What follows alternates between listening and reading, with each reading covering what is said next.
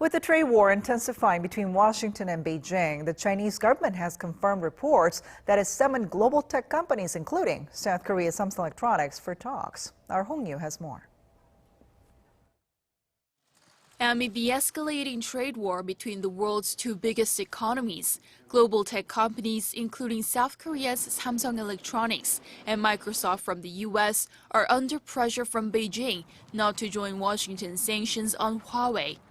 The New York Times reported this week that Beijing summoned tech companies from South Korea, the U.S., and the U.K. this month to warn they may face consequences if they cooperate with the Trump administration's ban on supply technology and parts to Chinese tech firms.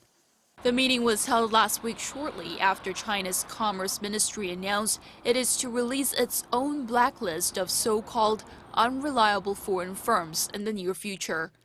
At a press briefing on Monday, China's foreign ministry did not elaborate on details, but said a meeting between Chinese authorities and representatives of global firms is nothing out of the ordinary.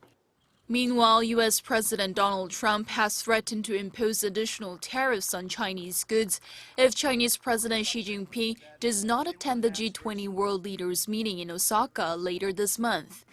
In an interview with CNBC on Monday, President Trump called Xi an incredible guy and admitted he would be very surprised if his Chinese counterpart did not show up.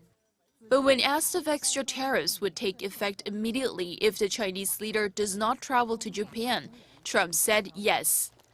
The remarks came as the Trump administration had been repeatedly stating that the two leaders will meet on the sidelines of the G20 summit.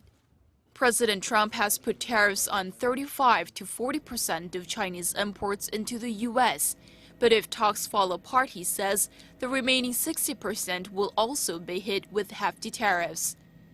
Hong Yu, Arirang News.